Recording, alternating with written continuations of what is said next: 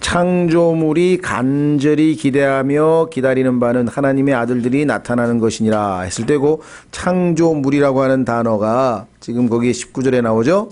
그다음에 20절에도 역시 창조물이 헛된 것에 복종하게 된 것은 이렇게 나오고, 그다음에 21절에도 창조물 자신도 이렇게 표현이 되어 있고, 그다음에 이제 22절에 가면 창조 세계라고 하는 표현이 있어요. 이거 이제 조금 구분하셔야 되겠는데요.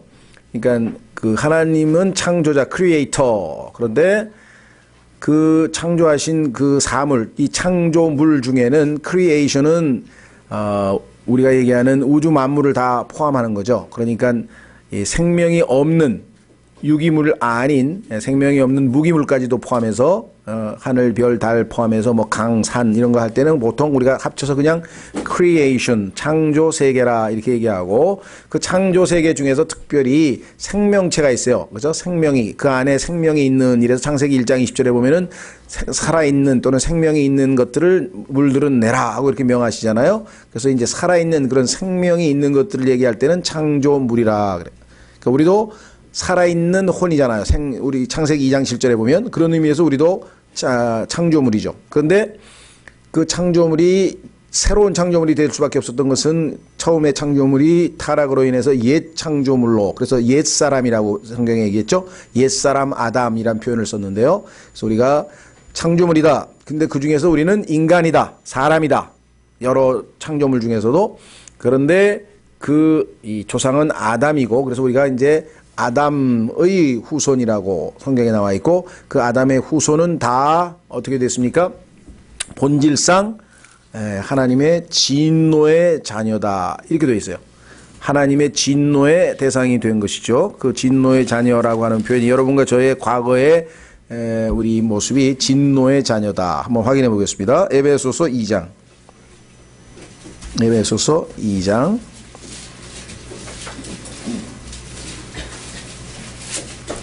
에베소서 2장 3절, 에베소서 2장 3절. 지나간 때에는 우리도 다 그들 가운데서 우리 육신의 욕심 안에서 생활하며 육신과 생각의 욕망을 이루어 다른 사람들과 같이 본래 뭐라고 했습니까? 진노의 자녀들이었으나, 그렇죠? 진노의 자녀들이었으나, 우리가 진노의 자녀라고 하는 이름을 가지고 있었습니다. 자, 그 다음에 또 우리의 과거에 대해서 성경에서 말씀하고 있는 것 중에, 물론 이 로마서로 가면은 진노의 자녀란 표현도 있고요, 진노의 그릇이란 표현도 나와요. 한번 확인해 보겠습니다. 로마서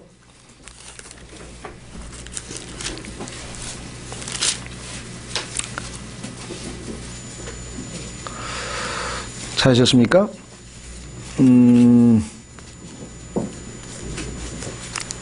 로마서 9장.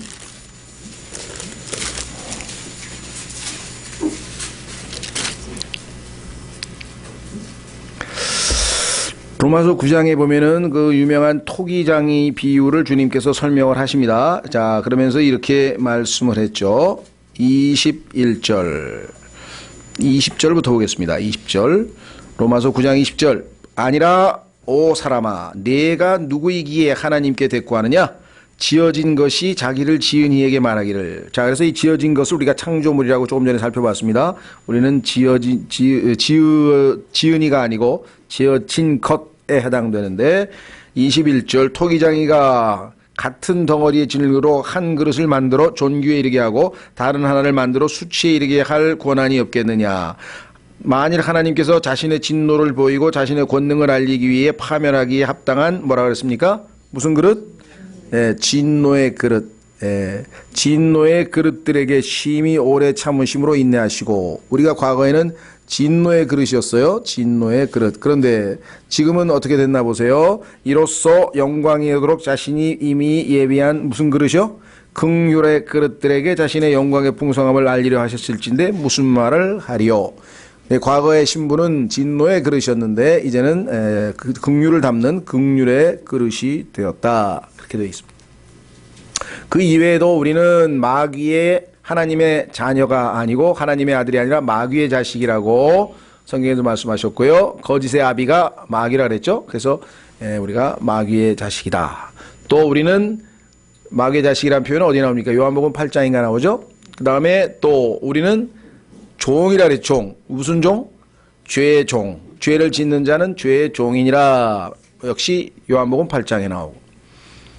그 이외에도 아마 우리의 신분들을 과거 예수님 믿기 전에 신분들을 찾아보면 상당히 많겠죠. 네, 요번에 우리가 공부하는 것은 예수님 믿고 난 이후에 우리의 신분들을 지금 확인하니까 과거는 우리가 좀 자세하게는 안 했어요. 그냥 몇 가지 우리가 지금 눈에 띄는 것만 지금 살펴봤는데 자 다시 한번 복습을 하겠습니다. 첫 번째 뭐였습니까? 대사였죠. 대사. 영어 철자로 ambassador. 두 번째는 가지. branch라 그랬죠. 가지. 예수님이 나무, 참 포도나무, 우리는 가지. 세 번째는 형제들, brethren. 형제들이라고 칭호를 받았다 그랬습니다. 네 번째는 건물, 하나님의 건물, 영적 건물이죠. 빌딩이라 그랬습니다. 우리가. 다섯 번째는 자녀들, children, 자녀들. 여섯 번째는 크리스천, 그리스도인. 일곱 번째는 citizen, 그렇죠? 시민. 옛날에는 우리가 유대인들만 하나님의 시민이 될 수 있었는데 우리도 오늘 오전에 성경 공부한 것처럼 이방인들에게도 드디어 이제 시민권이 주어지게 됐다. 하나님의 왕국의 시민권. 자, 그 다음에 제자들이라고 지난주에 이제 한 겁니다. 여기까지가 지지난주, 이제 제자들. 그 다음에 선택받은 자. 그죠? elect. 그죠? disciples. 그 다음에 elect. 그 다음에 물고기, 어부, 사람 낚는 어부, fishers of men, 사람 낚는 어부. 그 다음에 따르는 자, 예수님을 따르는 자, 사도 바울을 따르는 자, 하나님을 따르는 자. 그 다음에는 친구들이라 그랬죠? 친구들, friends라 그랬습니다. 그 다음에 우리가 예수 그리스도께서 gardener, 동산지기이시고 그 동산이 바로 우리다. 그래서 솔로몬의 아가서에서 우리를 동산으로 비유한 내용들을 우리가 살펴보았죠. 그렇죠? 예. 맞나요? 예, 거기까지 우리가 살펴봤죠. 자, 예. 그 다음에 상속자, H까지 봤죠. 상속자, heir, 상속자, 이렇게 살펴봤습니다. 자, 성경 구절을 찾아서 다 찾아보면은 시간이 너무 많이 가서 이제 그 일정한 한 7주 정도를 예정을 해서 우리가 지금 간략하게 지금 살펴가고 있습니다. 자, 그러면 오늘은 15번, 15번째 우리의 정체성. 나는 누구냐? 그때 성경에서 하나님께서 우리가 하나님의 농사라 그래, 농사. 갑자기 농사란 말이 튀어나왔어요. 이 농사, 라 그러니까 하나님의 농사도 좋고요. 또 이 husbandry라고 하는 단어가 이 농장, 하나님의 농장 이렇게 번역을 해도 괜찮습니다. 근데 우리는 이제 일단 농사로 번역했는데 이 단어는 성경에 딱 2번밖에 안 나와요. 그래서 그 역대하 26장에 보면은 농사를 참 좋아했다, loved란 말이 나오고 이번에는 우리가 하나님께서 우리를 안에서 이제 키우시는 우리가 식물들이죠. 그래서 이제 물을 주시는 분. 물을 주는 사람은 하나님의 일꾼들이지만 자라게 하시는 분은 하나님이시다라는 표현이 나옵니다. 확인해 보겠습니다. 고린도전서 3장 9절에 보면은 여러분과 제가 하나님의 농사라 이렇게 성경에 써 있네요.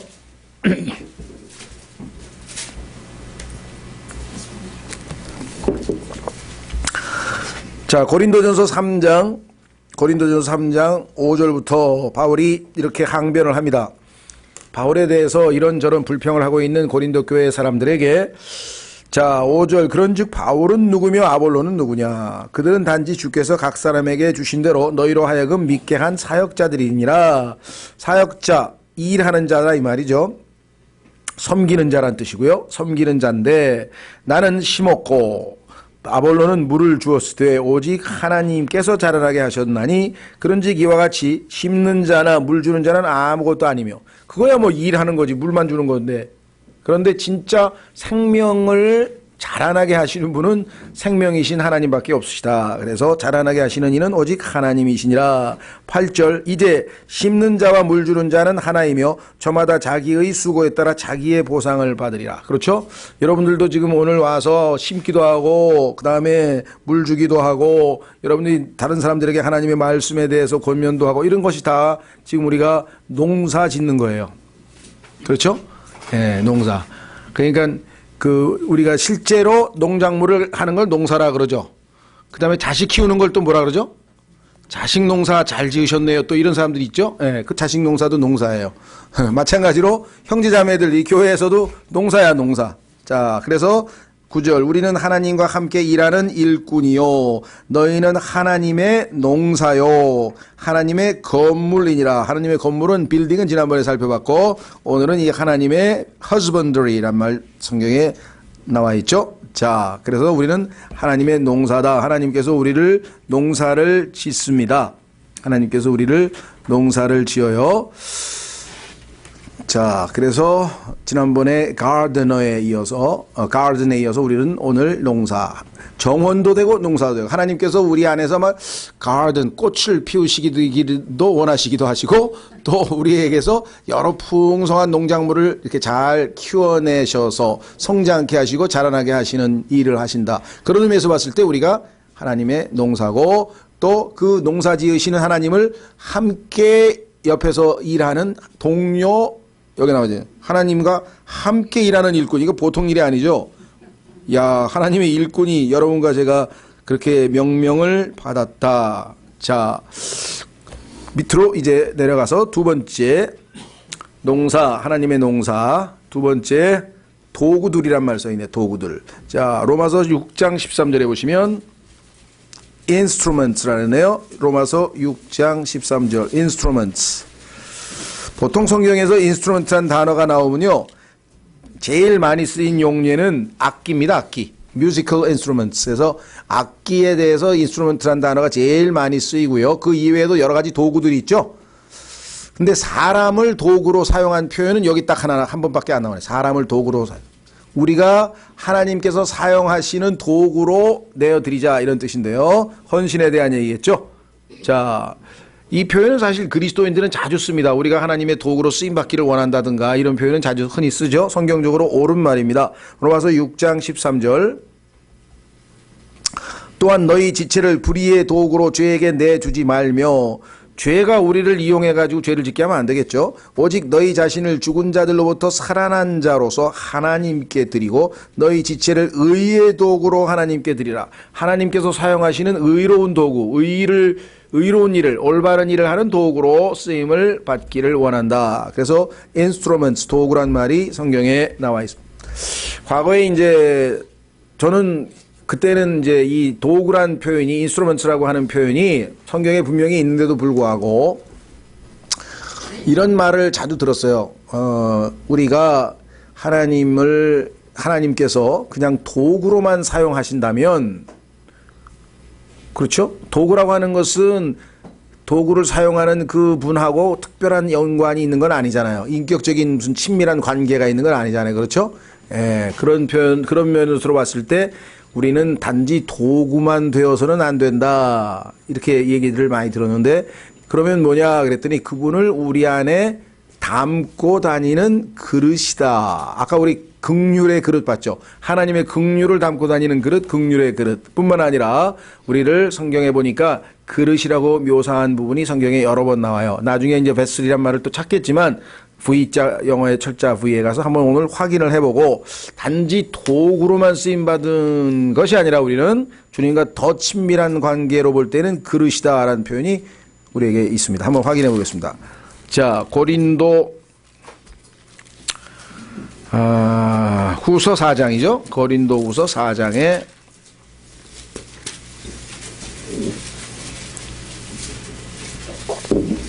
고린도 후서 4장 고린도후서 4장 7절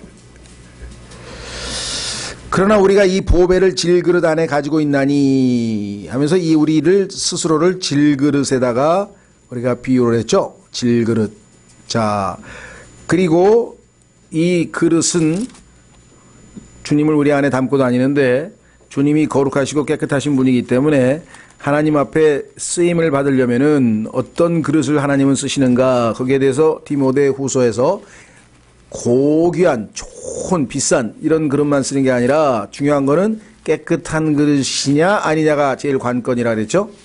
그래서 우리가 깨끗하게 될 수 있는 것은 우리가 지은 죄들은 예수님의 피로 깨끗하게 할 수 있고, 유일하게. 그 다음에 우리가 묻은 먼지, 여러 가지 세속적인 그런 것들은 다 말씀의 물로 씻어서 깨끗하게 할 수 있다. 자, 디모데 후서. 그러니까 여러분과 제가 하나님께서 계속해서 우리 안에 머물러서 그분을 담고 다니는 그릇으로서의 삶을 살려고 한다면은 항상 예수님의 보배로운 피로 죄들을 깨끗이 씻고 예수님의 말씀들로 우리의 여러 세속적인 것들, 성경적이지 아니한 요소들을 정결하게 하는 것이 우리의 책무다.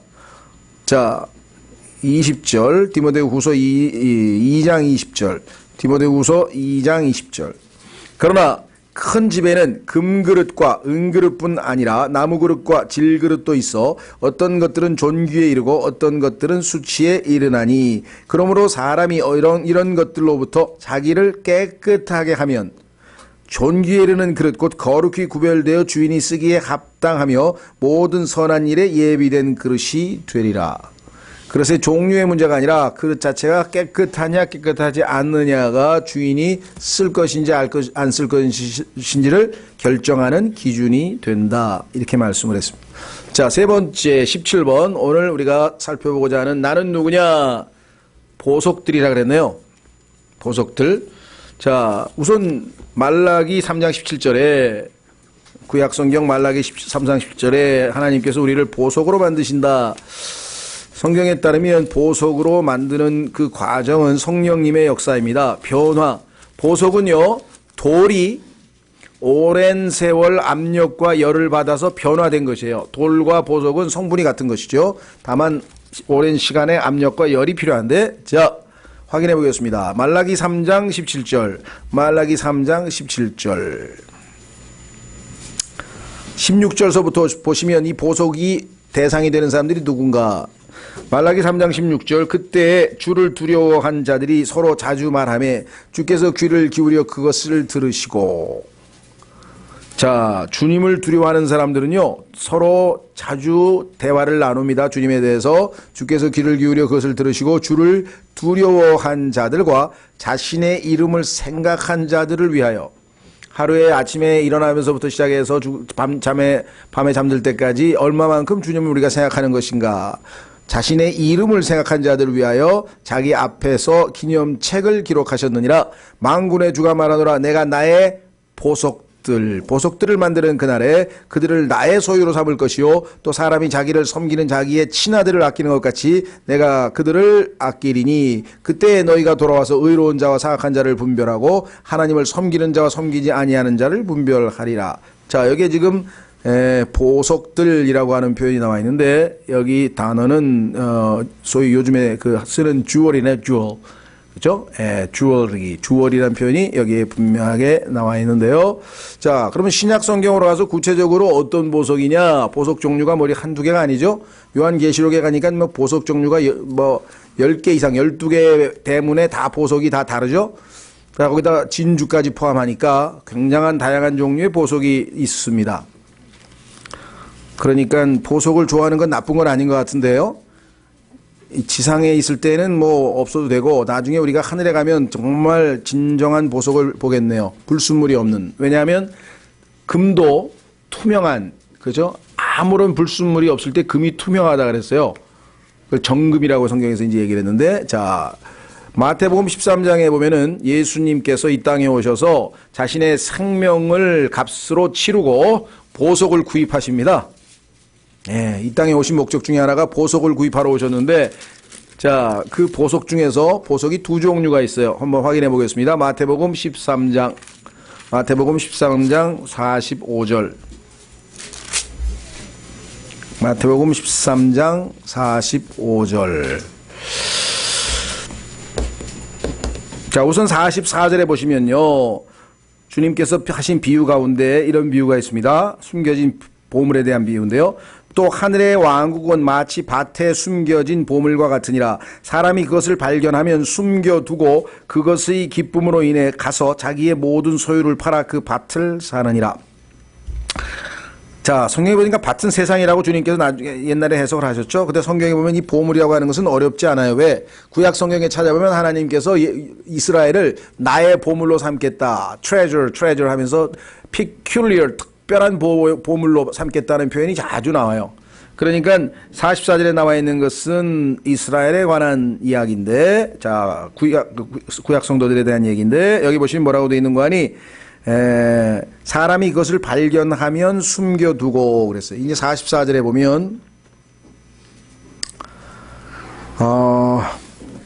요거는 이제 구약 성경을 찾아서 비교를 해보면 이게 지금 숨겨둔 거냐, 사람이 그것을 발견하고 숨어 있다가, 자, 요 숨어 있다가라고 번역하시는 분도 있어요. 이게 뭐냐, 소위 우리가 얘기하는 타동사냐 자동사냐인데, 타동사는 목적어가 있어서 숨기다 해서 무엇을 숨겨놓다, 주머니에다 숨겨놓든 어디 구석진데다 숨겨놓는 걸 얘기할 때 그렇게 쓰일 때가 있고, 똑같은 동사가 내가 숨는다 이거지. 남이 못 보도록 숨는다 라는 자동사가 있거든요. 무슨 말인지 이해가 되겠죠. 근데 이 문맥에서 보면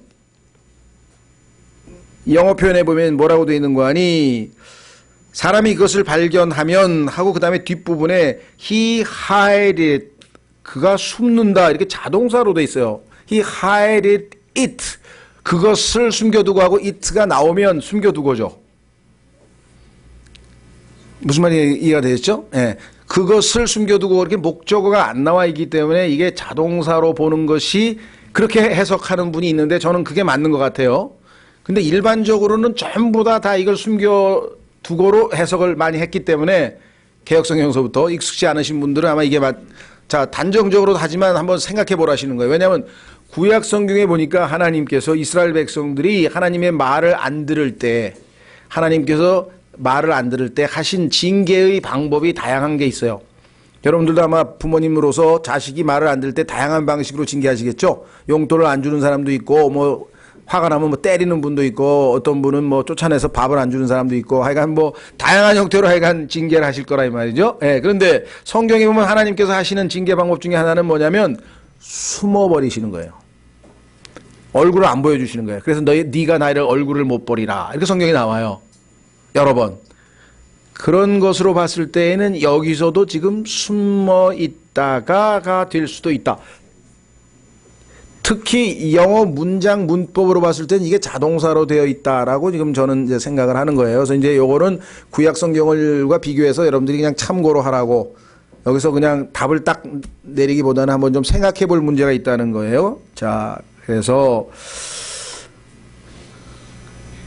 나중에 예수님께서 오셔서 이 밭을 이제 사게 되는데, 여기 나와 있는 것은 사람이라고 할 때는 전부 다 예수 그리스도를 나타내는 겁니다. 그 다음에 상인도 마찬가지. 45절, 또 하늘의 왕국은 마치 좋은 진주를 구하는 상인과 같으니라. 상인이 딱 왔는데 보니까 진주가 아주 기가 막힌 게 있어요. 그래서 그 진주를 산 거예요. 그래서 그가 그 값진 진주 하나를 발견하며 가서 자기의 모든 소유를 팔아 그 진주를 샀느니라. 예수님께서 자기의 값을 치르고 생명을 내주고 우리 주님의 몸된 교회를 샀죠. 구속. 이게 지금 45절에 사면 교회의 구속에 관한 교리예요. 이해가 되시겠어요?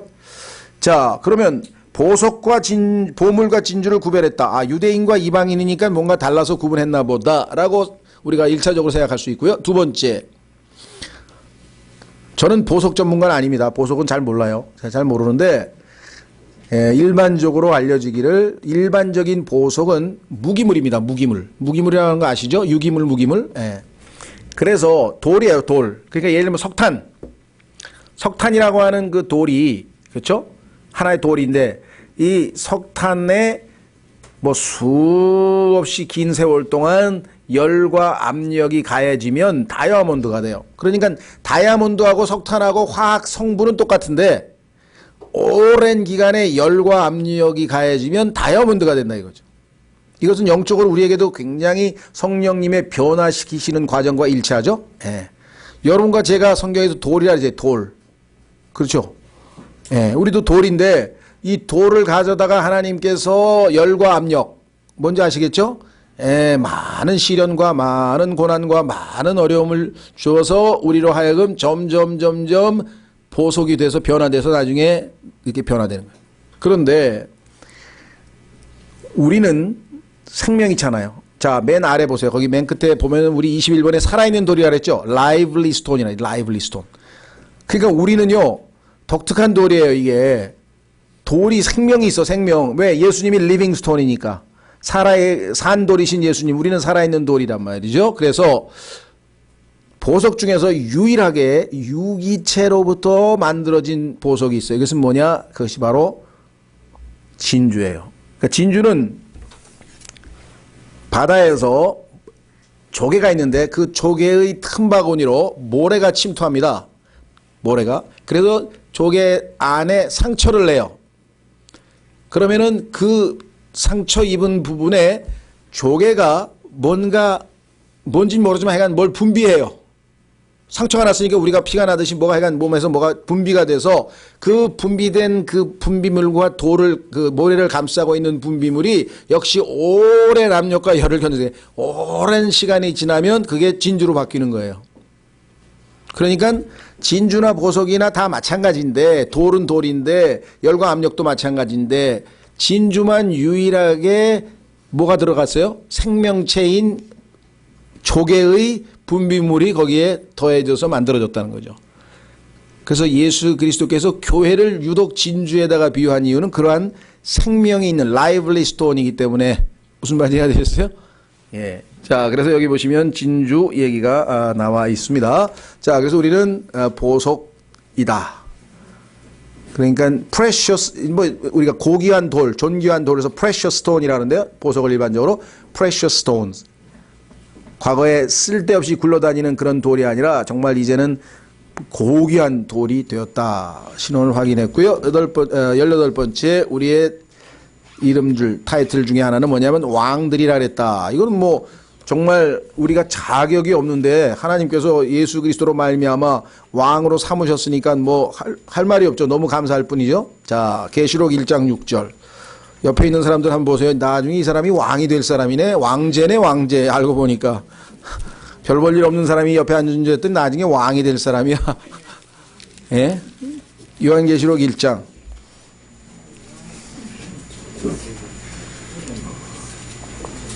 요한계시록 1장 6절.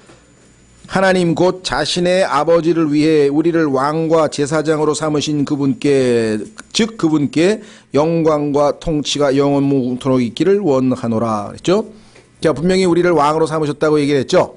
자, 왕이 하는 일은 뭐죠? 통치죠, 통치. 자, 확인해 보겠습니다. 계시록 5장 10절.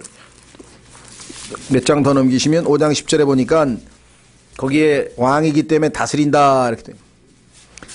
요한계시록 5장 10절. 또 우리 하나님을 위해 우리를 왕과 제사장으로 삼으셨으니 우리가 해야 될 일은 나중에 뭡니까? 우리가 땅에서 통치하리이다. 지상에 내려와서 땅에서 통치하죠. 자, 그때 우리가 예수 그리스도와 함께 지상으로 내려올 터인데 그때 예수님의 타이틀이 뭐냐? King of Kings, 왕 중의 왕이에요. 왕들의 왕. 왜 그럴까요?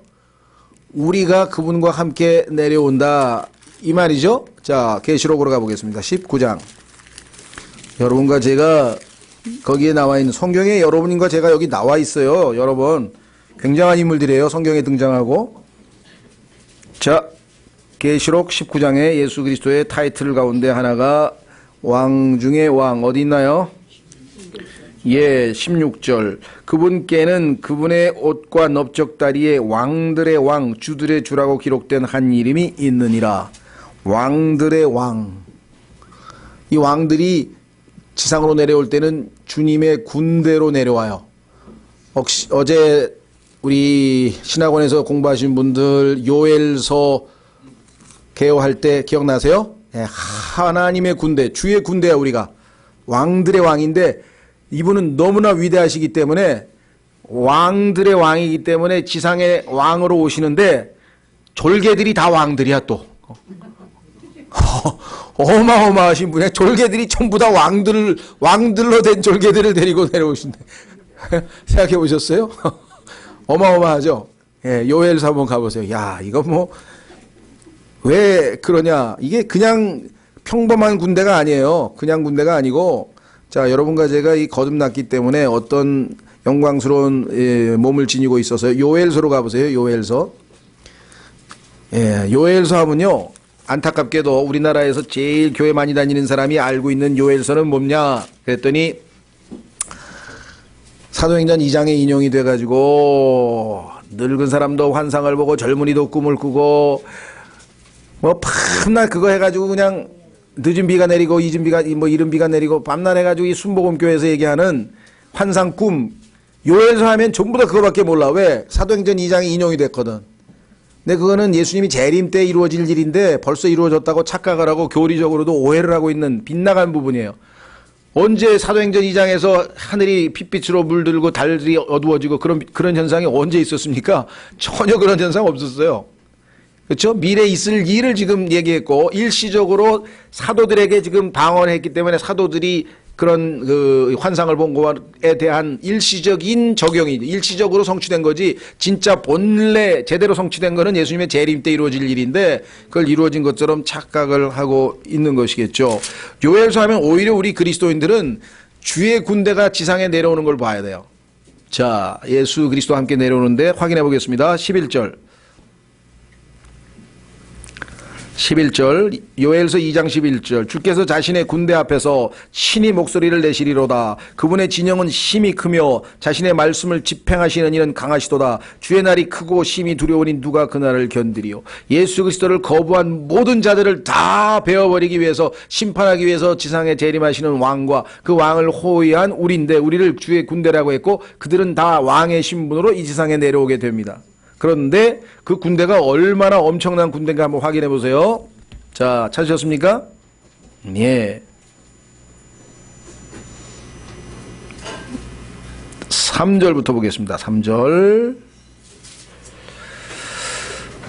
불이 그들의 앞에서 삼키고 불꽃이 그들의 뒤에서 태우는도다. 그 땅은 그들이 이르기 전에는 에덴의 동산 같으나 지상에 우리가 예수님과 함께 심판하러 내려오기 전까지는 아주 지상이 살기 좋은 곳이 같지만 그들이 이른 뒤에는 황폐한 광야 같으니 참으로 아무것도 그들을 피하지 못하리로다.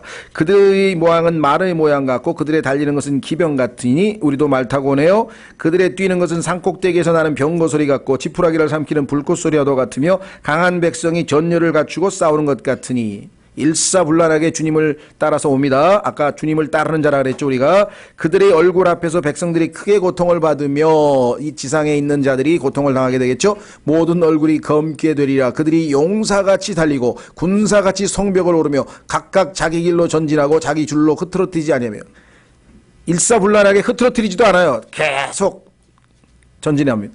서로 밀치지 아니하고 그들이 8절 그들이 각기 자기 길로 걸으며 그 다음에 중요한 말 뭐라 그랬어요?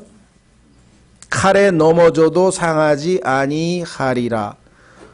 우리는 영광스러운 몸으로 바뀌었기 때문에 칼로 찔려도 상하지 않는 몸을 이미 가지고 있습니다. 예수 그리스도께서 부활하신 그 육신을 입은 몸은 이 막혀있는 담벼락을 들락날락 거릴 수 있는 그런 몸이에요. 칼이 우리를 찔러도 절대 우리는 피가 나오지 않아요. 왜? 저는 잘 모르겠어요. 과학자들이 그것이 이론적으로 가능하대요. 왜냐하면 지금 있는 이 물질의 구조와는 완전히 다른 차원의 물질의 구조, 그게 영적인 물질인데요. spiritual material, 영적인 물질이 되게 되면은 지금 있는 이 물질과 아무 상관없이 우리가 들락날락 얼마든지 할 수 있다는. 그러니까 과학자들도 예수님이 벽이 막혀있는 벽을 들락날락 거렸다는 것에 대해서 이론적으로 아무 문제 없다고 자기들이 그러더라고요. 그럼 우리가 나중에 칼에 찔려도 아무렇지도 않아. 그거 만화 영화에서 가끔 나오죠. 벌써 앞서가는 사람들이 있어 보니까 뭐 캉 했는데 다시 합쳐. 굉장히 상상력이 풍부하신 것 같은데. 자, 그래서 여기 보시니까 뭐라 그랬어요? 9절 그들이 다 그 도시에서 이리저리 달려가며 성벽 위에서 달려가고 집 위로 들어가며 기분은 나쁘지만 도둑같이 창문을 통해 들어가리니. 왜 우리가 도둑이 돼야 되냐? 예수님이 오실 때 도둑같이 온다고 구약에 예언이 되어 있기 때문에 할 수 없어요. 여러분과 저도 도둑이 돼야 돼. 그냥 창문 뚫고 들어가야, 정문으로 안 들어가고 창문으로 들어가야 된다니까. 써 있잖아요. 그대로. 예? 그들 앞에서 땅이 진동하고 하늘들이 떨며 해와 달이 어두워지고 여기 나오네 이제 별들이 빛을 내던 것을 멈추려다 주께서 자신의 군대 앞에서 이게 왕으로 이루어진 특별한 군대예요. 예수님을 호위하는 군대. 자 넘어가셔서 어마어마한 사람들이죠. 그러니까 우리가 이 세상에서 그냥 어설프게 엉성하게 살 사람들이 아니에요 지금. 자 그 다음에 일꾼들 아까 봤는데요.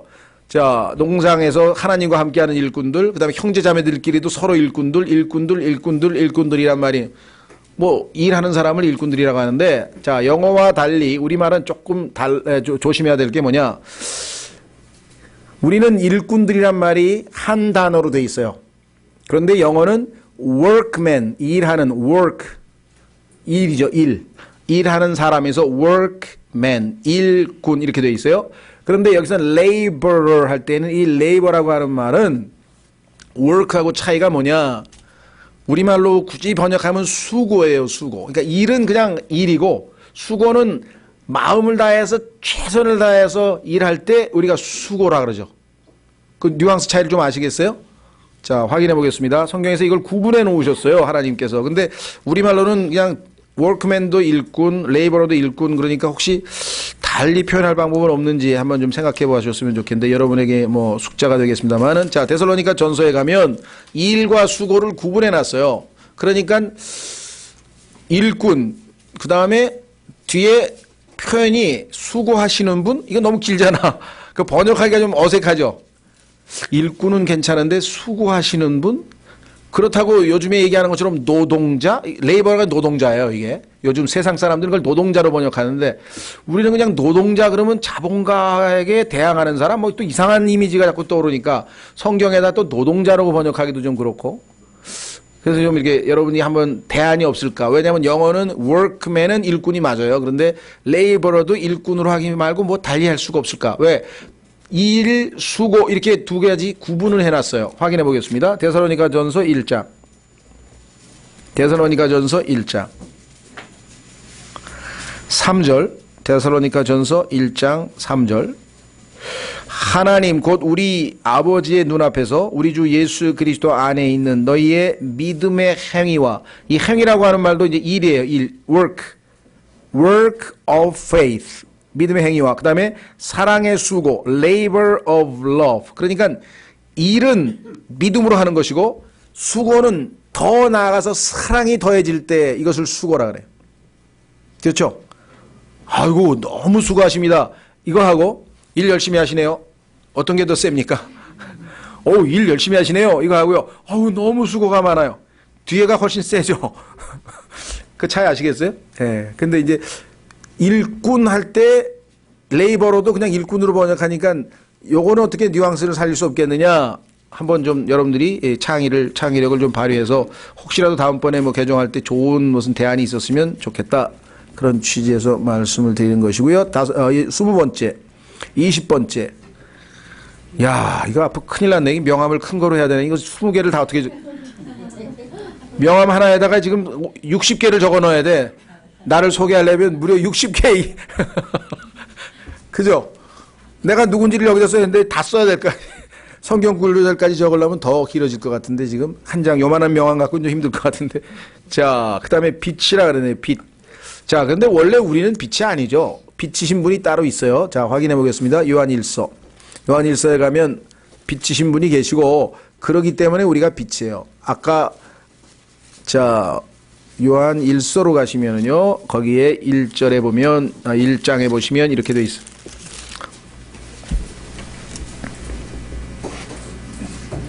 요한 1서 1장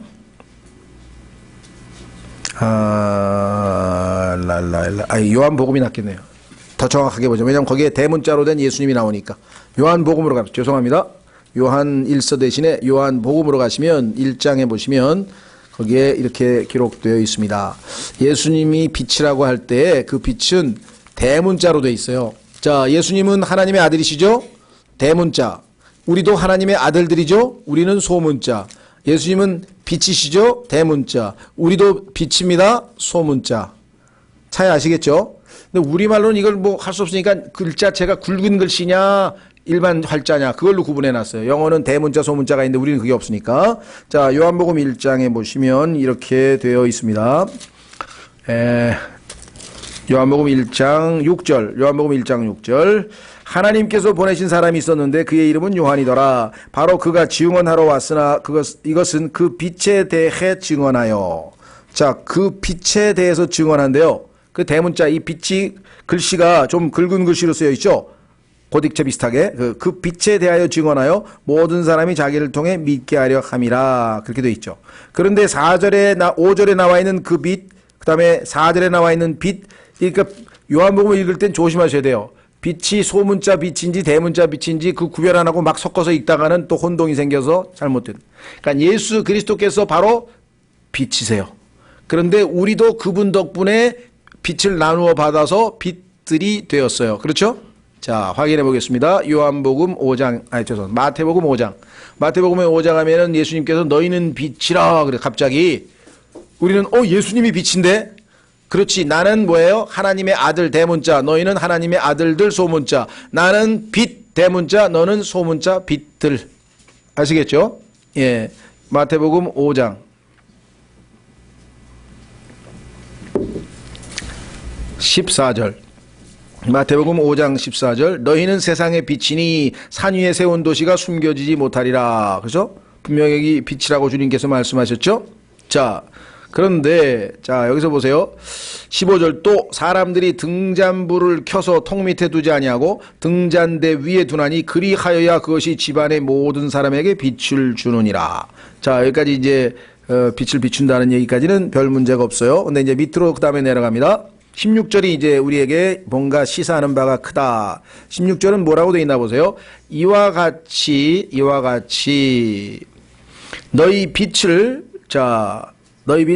사람들 앞에 비추어 그들이 너희의 선한 행위를 보고 하늘에 계신 너희 아버지께 영광을 돌리게 하라. 자, 여기도 이제 우리말과 영어의 뉘앙스 차이 때문에 영어를 조금 보완 설명하면 훨씬 더 이해하기가 좋다. 왜 그러냐? 여기 보시면은, 자, 빛을 비추라 할 때 shine, 빛을 비추라. 이렇게 직접 명령이 나온 게 아니라 let your light show shine 이렇게 돼 있어요. 그러면 let라고 하는 것은 사역동사라 그러는데 허락을 하는 거예요. 허락. 내가 행위의 주체가 되는 게 아니라 그렇게 허락하라 얘기는 뭐예요? 내가 내 안에 계신 예수 그리스도가 빛이잖아요. 그렇죠? 그 빛 대신 예수 그리스도로 하여금 빛을 비출 수 있도록 내가 내 자신을 내려놓고 순종해야 빛이 비칠 거 아니에요. 여기서 사역동사라고 했다고 사역동사를 사용한 이유가 뭐냐면 바로 그 뉘앙스를 살리기 위해서 그렇게 된 거죠. 빛이 비추도록 우리가 허락을 하는 거예요. 그러면 빛이 비추는 거예요. 그럼 내가 허락을 안 하면 어떻게 돼요? 빛을 비출 수가 없는 거예요. 가려져서. 그렇죠? 예, 그래서 우리는 예수 그리스도가 빛이고 빛이신 그분께서 우리 안에 들어오셨어요. 그래서 나는 빛이 된 거예요. 이것을 성경에서 쉽게 이해하도록 하기 위해서 자, 욥기에 보세요. 욥기.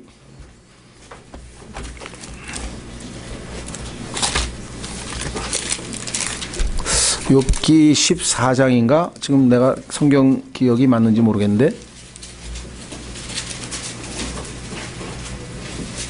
네, 누가 한번 좀 컴퓨터 확인했으면 좋겠는데. 빛이 다른 빛을 내지 못하며 그 구절이 어디 있는가요? 다른 빛을 내지 못한다.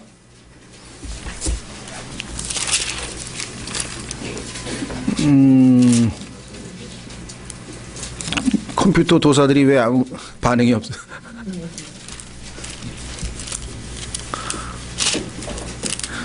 (14장이) 아니네. 25장. 25장? 예, 맞습니다. 다 25장 5절. 제가 제 컴퓨터는 고장났는데, 이 컴퓨터는 고장났는데, 기계는 안 고장. 욥기 25장 5절. 심지어 달을 바라보아도 그것이 빛을 내지 아니하며 참으로 별들도 그분의 눈앞에서는 순수하지 아니하거늘. 자, 그러면 달을 바라보아도 빛을 내지 않는데, 달이 왜 빛을 안 내? 달이 빛을 내나요, 안 내나요? 달은 빛을 내는 거 아니고 뭐라 그래요, 이거를?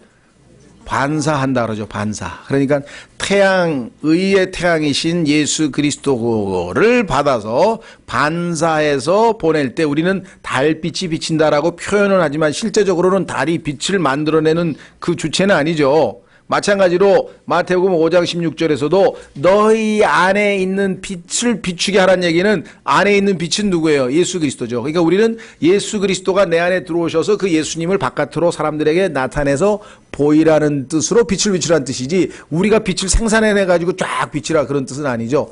마찬가지 달도 다른 빛을 원래 낼 수 없지만 다른 빛을 낼 수 있어요. 왜? 태양을 받아서 반사를 하면은 비출 수 있잖아. 이해가 되시겠죠? 그러니까 하나님께서 예수 그리스도가 해, 교회가 달 이런 관계를 다 성경에서 설정해 놓은 이유가 바로 우리와 예수님과의 관계를 설명해 주기 위해서, 보완 설명해 주기 위해서 그랬죠? 자, 그 다음에 마지막 21번째 살아있는 돌이라네요. 살아있는 돌. 베드로전서 2장 5절로 가겠습니다. 원래 저희가 여러분과 저는 죄와 허물로 인해서 죽었었잖아요. 그러면 옛날 신부는 죽어있는 돌이네요. 그렇죠? 생명이 없는 돌이었는데 그 돌에 갑자기 생명이 들어갔어. 자, 확인했습니까? 베드로전서 2장 4절부터 돌에 관한 얘기를 보겠습니다. 참으로 사람들에게는 거부당하였으나 하나님께는 선정받은 돌, 보배로운 산돌, 여기 나와요. 하나님께는 선정받은 돌, 곧 보배로운 산돌이신 그분께 나와 너희도 살아있는 living stone, lively stones, 살아있는 돌들로서 영적 집으로 건축되고. 돌이 건축 재료죠. 그런데 이 건축은 예수 그리스도의 몸된 교회. 그래서 우리는 살아있다 이거죠. 살아있는 돌이야. 우리가 살아있는 돌로서 예수 그리스도를 통해 하나님께서 받으실 만한 영적 희생물을 드리는 거룩한 제사장이 되었도다. 그렇습니다. 그래서 예수님은 산돌, living stone, 우리는 lively stone, 활력 있는 예수님으로부터 생명을 받아서 우리도 이제 생명을 갖춘 살아있는 그러한 돌이 되었다라고 성경에 얘기를 했습니다. 우리나라에도 이 뭐라 그러나 돌이라는 그 호를 가지신 분이 있어요. 일석 들어보셨어요? 일석 국어학자죠. 이름이 뭐예요? 이희승. 이희승 그렇죠. 일석 이희승 그렇죠. 예. 그다음에 독일에도 세계적인 천재적인 물리학자 이름이 돌 하나예요. 돌 하나. 아인슈타인. 독일 말로 이게 영어로 스톤이야. 우리말로 일석. 네, 일석. 그렇죠? 예. 뭔가를 알고 썼는지 모르고 썼는지 하여간 우리가 원래 그런 돌 하나, 돌덩이 하나였는데 예수 그리스도께서 리빙스톤, 산돌이신 예수님께서 우리에게 오셔서 우리가 라이블리 스톤, 생명을 받아서 이제 살아있는 돌이 됐고 이 살아있는 돌로 지어진 영적인 거처에서 예수 그리스도께서 거하시는데 그것이 바로 교회고 그 교회는 하나님의 말씀을 받아서 상합하고 연합해서 지금 이 안에서 서로 교제 가운데에서 뭐예요? 보이지 않게 지금 진행 중에 있어요. 예수님께서 뭐라고 말씀하셨습니까?